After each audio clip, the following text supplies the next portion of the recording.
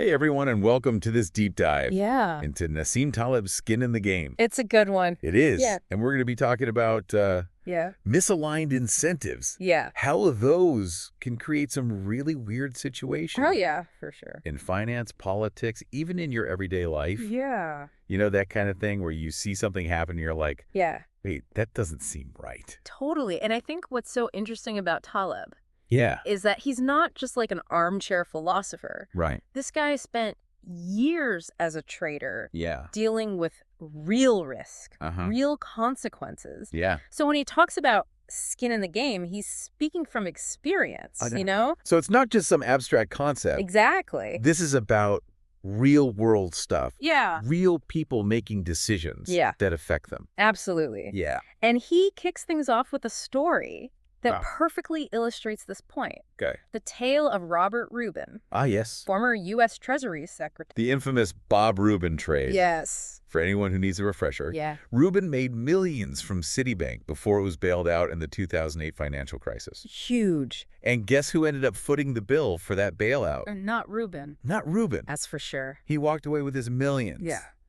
And taxpayers like you and me Yeah. were left holding the bag. Yeah, this is a classic example of what Taleb calls moral hazard. Oh, yeah. It's the idea that when someone's shielded from the consequences of their actions, Okay. they're more likely to take risks. Right. Knowing that they won't be the ones to suffer if things go south. So it's like having insurance that encourages you to drive recklessly Precisely. because you know the insurance company will cover the damages. Exactly. Right. And this applies to so much more than just finance. Okay. Think about government policies that protect certain industries or groups. Right. Who ultimately bears the cost of those protections? I'm guessing it's often the average person. It is. Right. Maybe through higher prices. Uh-huh. Or fewer choices in the market. Right. Fewer options. Exactly. The costs get passed down. Yeah. Even if it's not immediately obvious. Right. And the people who made those policies, Yeah. they're often insulated from the consequences. They're playing with someone else's money That's a great way to put it. or someone else's lives in some cases. Absolutely. And Taleb argues that this lack of skin in the game Okay. actually prevents systems from learning and improving. Okay. He says that systems learn by removing the parts that make mistakes.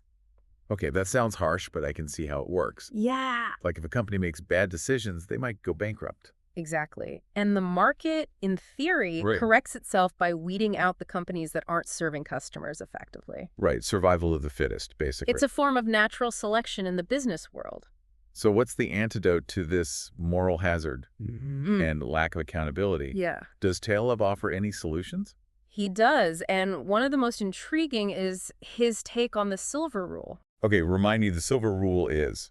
Don't treat others how you wouldn't want to be treated. Okay.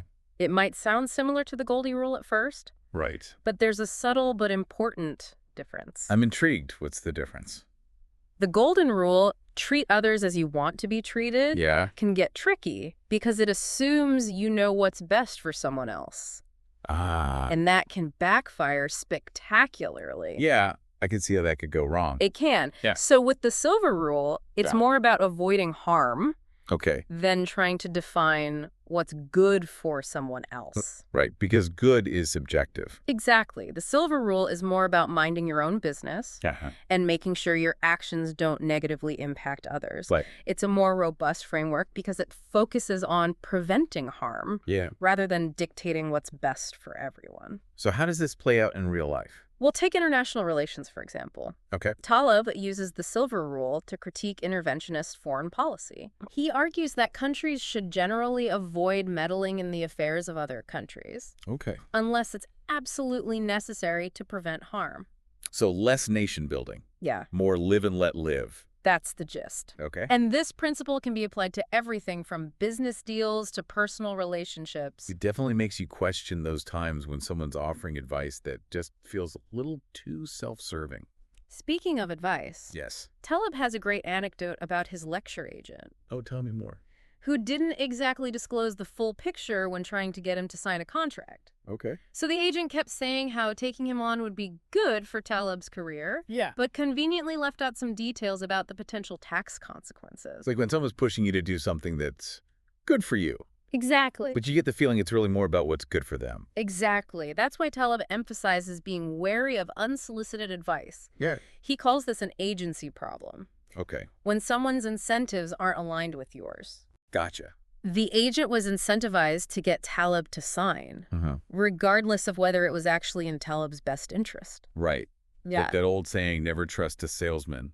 Well, maybe not that extreme. Right. But it's wise to be cautious when someone stands to benefit from your decision, Yeah. especially if they're downplaying the risks or downsides. So how do we navigate this minefield Yeah. of conflicting incentives Yeah. and unsolicited advice? Yeah. What's the takeaway for our listeners? Taleb's story gives you a framework to analyze advice. When Okay. someone's pushing you to do something, ask yourself, Right. do they have skin in the game? Okay. Are they taking on any of the risk? Yeah. Or are they just talking their book? Ooh, talking one's book. I've Mhm. definitely encountered that before, Yeah. especially when it comes to financial advice. It's a subtle form of manipulation. Uh-huh. People often promote investments they're personally invested in, Right. regardless of whether those investments are actually good for others. Like, I remember Taleb sharing a story about refusing to comment on Microsoft stock Really? because he didn't own any. Huh. He didn't want to be seen as talking his book, even though everyone wanted his opinion. That's integrity. Yeah. Yeah. It's a reminder to be critical of anyone who stands to benefit from swaying your opinion, Yes, especially when it comes to your money. it is. Always question motives and look for independent sources of information before making any big decision. Due diligence. Yeah. Yeah. So we've talked about the dangers of misaligned incentives, All right. the importance of questioning advice, Yeah. but how much information are we obligated to share Okay. in a transaction? Oh, interesting. Taleb brings up this ancient philosophical debate Okay. about the price of corn and roads. Oh, yeah. Should a seller disclose everything they know Uh-huh. about the market, Right. even if it could mean losing a sale? Interesting. Or is it simply buyer beware? Yeah. I can see both sides of this. Me too. On one hand, transparency seems like the ethical thing to do. Yeah, On the other hand, isn't it the buyer's responsibility to do their research? exactly. This debate highlights the tension between different ethical perspectives. Yeah. There's no easy answer. So what's the corn and roads story all about? So imagine a merchant in ancient Rhodes Okay. who knows that a fleet of ships laden with grain is heading to the island. Okay. This means the price of corn will likely drop once they arrive. Okay. Does he have to disclose this information to potential buyers who are willing to pay a higher price now? Wow. That's a tough one. It is, isn't it? What did the philosophers say? There are different schools of thought. Okay. Some, like Antipater of Tarsus, argued for full disclosure. They believe that concealing information was a form of deception Yeah. and inherently unethical. Okay. Others, like Diogenes of Babylon, believed in caveat emptor, buyer beware. Okay. They argued that it was the buyer's responsibility to be informed and that the seller had no obligation to reveal information that might harm their own interests. Okay, so no easy answers there. No. I'm guessing this debate has implications for the modern world too. Absolutely. Like, Think about insider trading. okay. It's illegal in the U.S. because it's seen as an unfair advantage based on non-public information. Yeah. But in some other countries, it's not so clear-cut. So the corn and roads dilemma is not just some ancient philosophical debate. No. It reflects very real challenges we face in today's complex marketplace. Precisely. And it forces us to grapple with some fundamental questions. Like what? What are the ethical limits of information asymmetry? Okay. How much transparency is required in a transaction? Yeah. These are questions we need to keep asking Sure. as we navigate the world of business, finance, and even our personal lives. It sounds like there's no one-size-fits-all answer. No. But at least we have a framework for thinking about these issues. Exactly. So we've explored the dangers of misaligned incentives, the importance of questioning advice, Yeah. and the ethical complexities of information asymmetry. Yeah. Is there anything else from this first part of Skin in the Game that you think is crucial for our listeners to grasp? There is. Taleb shares another story that delves into the concept of intention. Okay, I'm all ears. This sounds And interesting. it's about a rabbi named Rav Safra, Okay. who was also a trader. Okay. Rav Safra was praying Okay. when a potential buyer came along and offered a higher price for some goods than he had originally intended to sell them for. The question is, Should he stick to his original intention and honor the lower price, Okay. even though he could make a bigger profit by accepting the higher offer? That's a tricky one. It is, isn't it? It really gets at the heart of what it means to be an ethical person. It does. Yeah. Is it more important to be consistent with your original intention, even if a better opportunity arises? Right. Or is it okay to adjust your plans if it means maximizing your profit? Yeah. On the one hand, sticking to your word seems like the honorable thing to do. Yeah. On the other hand, who wouldn't want to make a little extra money? Right. I'd be lying if I said I'd never been tempted by a better offer. We've all been there. Yeah. And that's what makes this story so relatable. Yeah. It forces us to confront our own ethical boundaries. Yeah. What are you willing to compromise on? Right. Yeah. What principles are non-negotiable? It definitely gets you thinking. It does. So what did Rav Safra do? He didn't take the higher offer. Okay. He honored his original intention Okay. and sold the goods at the lower price, Wow. even though he could have made more money. Okay. This story might seem like a minor anecdote, Yeah. but it gets at something profound. Okay. It's about the alignment between your actions and your values. So it's not just about following the rules or Yeah. maximizing profit. It's about living in accordance with your principles, Yeah. even when it's difficult or inconvenient. And that's what Taleb is trying to get at with skin in the game. Exactly. That's not just about financial risk. No. It's about having a stake in the ethical consequences of your decisions. It's about living with integrity. This is heavy stuff, It is. but it's also incredibly thought-provoking. Yes. I feel like I'm already starting to question some of my assumptions about the world Good. and about my own behavior. That's a good thing. Yeah, It means you're engaging with the material on a deeper level. right. That's what this deep dive is all about. Absolutely. Yeah. Welcome back. Yeah. I don't know about you, but my brain is already buzzing from all those stories and ideas. Yeah, it's a lot. It's amazing how Taleb can connect seemingly unrelated things. Right. Like ancient philosophers and modern-day lecture agents. He does it so well. Yeah. Like seamlessly. To reveal deeper truths about human behavior. Yeah, he's really good at that. Yeah, he's got a knack for it. He does. Speaking of surprising and satisfying, let's talk about another concept from Skin in the Game Yeah. that really grabbed my attention. The Lindy effect. Ah, yes. Okay, break it down for me. Okay. What exactly does Lindy mean? The Lindy effect states that the longer something has survived, Okay. the longer it's likely to survive in the future. So something that's been around for a long time probably has staying power, Right. like Shakespeare's plays. Yeah. The idea of democracy. He's obvious. Things that have been around for a while. Think of it like this. If a book has been in print for 100 years, Okay. it's more likely to be around for another 100 years Yeah. compared to a book that was just published last year. Right. It's like a quality filter. Yeah. The things that endure have something special going for it. Precisely. And it's not just limited to books or art. Oh, okay. The Lindy effect can be applied to ideas, Okay. technologies, Oh, even oh. institutions. Okay. Anything that stood the test of time Yeah. is likely to continue to be relevant in the future. So how can we use this idea in our own lives? Are you suggesting I should ditch all my new gadgets and go back to using a rotary phone? Not necessarily, but the Lindy effect does offer a valuable perspective on how we evaluate information and make decisions. Okay. It encourages us to consider the long-term track record of something Okay. rather than just its current popularity. So when I'm tempted to buy into the latest trend or fad, Yeah. I should ask myself, will this still be around in 10 years, 50 years? Exactly. It's a great way to cut through the noise Yeah. and focus on what truly matters. Okay. It can help you avoid chasing after fleeting trends Right. that might not have any lasting value. You know, this makes me think about all those get-rich-quick schemes that are always popping up. Oh, yeah. They promise fast results, Right. but they rarely deliver in the long run. That's a perfect example. Yeah. The Lindy effect would suggest that those schemes are unlikely to last Okay. because they haven't stood the test of time. Yeah. Real wealth, Right. like real knowledge, Mhm. is usually built slowly and steadily over time. It's like the difference between a fad diet and a sustainable lifestyle change. Exactly. One is all about quick fixes. Right. The other is about making choices that'll benefit you in the long run. Exactly. The Lindy effect can help us shift our focus Okay. from short-term gratification Yeah. to long-term sustainability. I'm starting to see how this all connects skin in the game. Uh-huh. The silver rule, Yeah. the Lindy effect. It all ties together. It's all about making sure our actions are aligned with our long-term interests and the well-being of the collective. You're getting it. Yeah. And it's a powerful powerful antidote Okay. to the short-termism and superficiality that plagues so much of modern life. Yeah. We're constantly bombarded with messages telling us to buy this, Oh, yeah. try that, Yeah. be like this person. Right.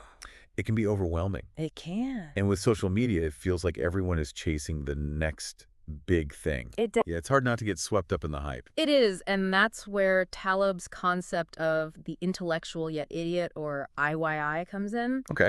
It's his satirical portrait of someone who looks and sounds intelligent, Okay. but lacks practical wisdom. Ooh, I've definitely met a few IYIs in my time. We all have, and what makes IYIs particularly susceptible to fads and trends is that they're often more concerned with appearing smart Right. than actually understanding how the world works. Yeah. They prioritize abstract theories over real-world experience. So the IYI might be able to quote all the latest research on climate change, Yeah. but they still drive a gas-guzzling SUV and take multiple international flights every year. Exactly. They talk the talk, Yeah. but don't walk the walk. Right. And because they lack skin in the game, they're less likely to be grounded in reality, but more likely to be swayed by flashy but ultimately empty ideas. So how do we avoid becoming IYIs ourselves? Yeah, that's a good question. No one wants to be that person. One of the best ways is to cultivate that skin in the game mentality we've been talking about. Okay. When you have something to lose,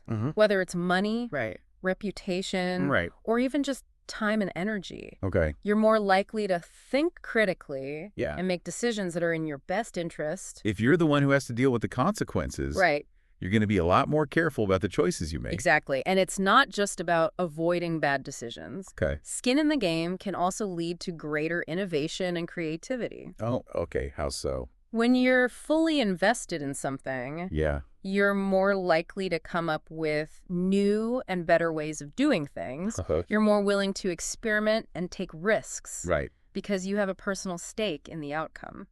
So the next time I'm tempted to jump on the bandwagon, I should ask myself, what do I really have to gain from this?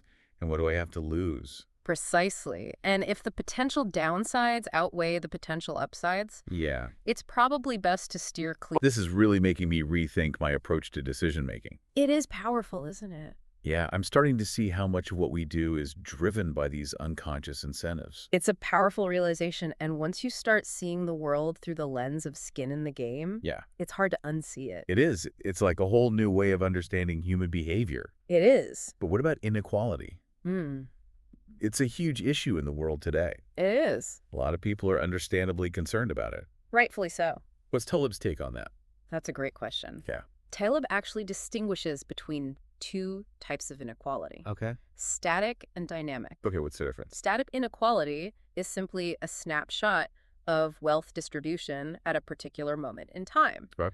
Dynamic inequality, on the other hand, looks at how people move up and down the economic ladder over time. So static inequality is like a photograph. Yes. Capturing who has what right now. Yeah. Dynamic inequality is more like a movie. Exactly. Showing how people's fortunes change over time. That's a great analogy. Yeah. And Taleb argues that dynamic inequality is actually more important than static inequality because it reflects the fluidity and opportunity within a system. So even if there are significant wealth disparities at any given moment, it's not necessarily a problem as long as people have the opportunity to improve their economic situation over time. Exactly.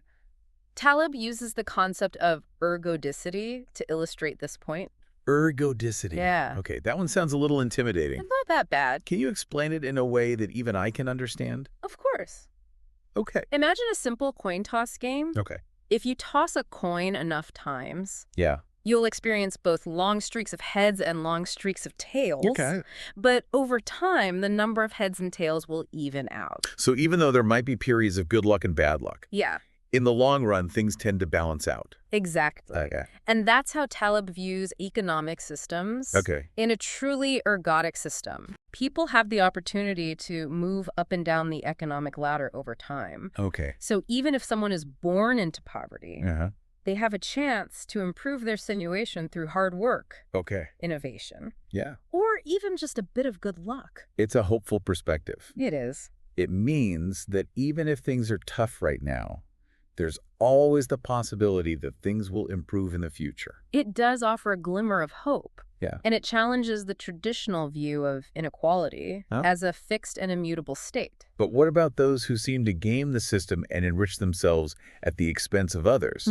Like those public officials who leave office and then cash in on their connections with lucrative consulting gigs or speaking engagements. Taleb is highly critical of this practice. Yeah. He argues that it's fundamentally unethical to use public service for personal enrichment. Right. He believes that public service should be about serving the public good, not lining one's own pockets. I can see his point. It does feel like a betrayal of the public trust when someone uses their position of power to gain personal advantage. Absolutely. And Taleb proposes a radical solution to address this issue. Okay. What is it? He suggests that anyone who enters public office should be required to pledge never to earn more than a set amount from the private sector after leaving office. So they're free to pursue other careers. Right. But they can't use their public service as a stepping stone to wealth and privilege.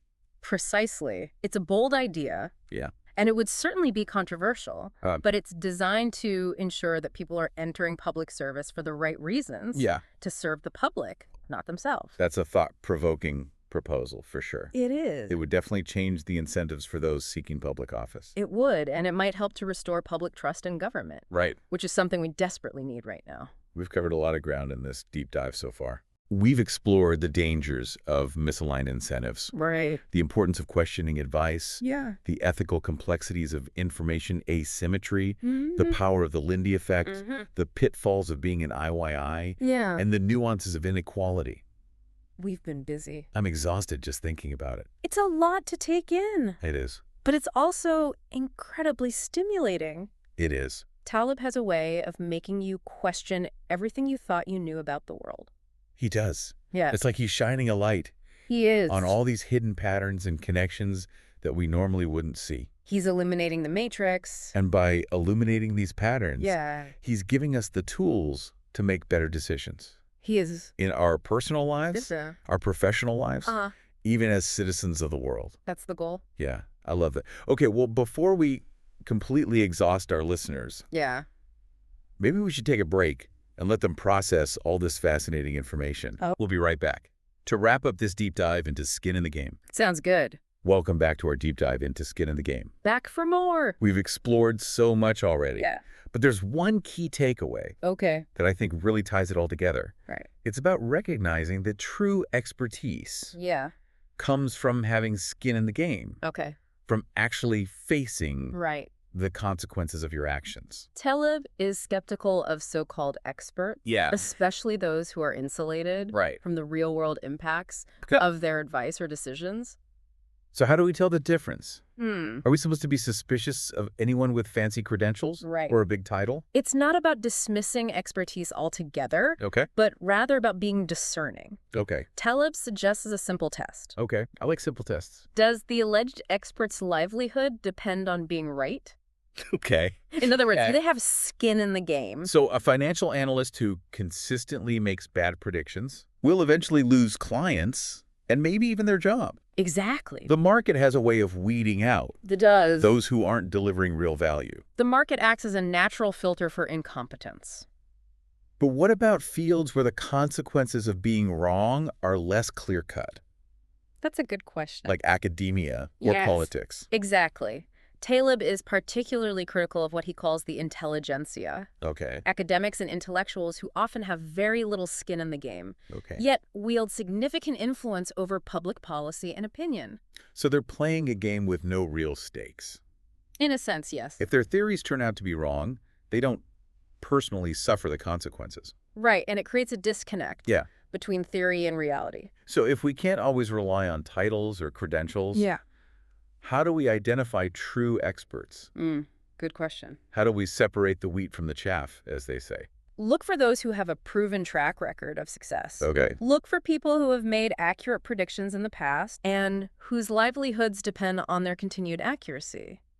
So instead of blindly accepting someone's pronouncements just because they have a PhD or a fancy title, we should be asking, what have they actually accomplished? Exactly. Have their predictions been borne out by reality? It's about judging people by their results, not their rhetoric. And we should be wary of anyone who benefits Yes. from promoting a particular viewpoint. Absolutely. Even if it's not in our best interest. Critical thinking is essential. Yeah. Don't take anything at face value. Right. Question everything. Okay. Look for evidence. And be willing to change our minds when presented with new information. Yes. Even if it challenges our cherished beliefs. That's often the hardest part. Yeah. But it's crucial for intellectual growth. For sure. We should always be open to revising our understanding of the world. Yeah. Based on new evidence and experience. I feel like we've been on quite a journey with skin in the game. It has been a journey. We've explored the dangers of misaligned incentives. Yeah. The importance of questioning advice. The power of the Lindy effect.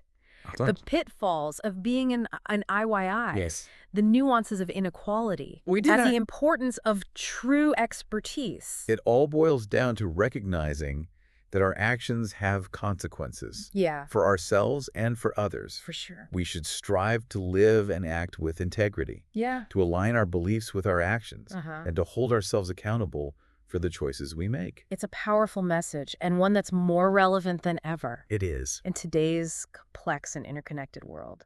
Taleb challenges us to think differently about risk, Yeah. responsibility, and the very nature of virtue.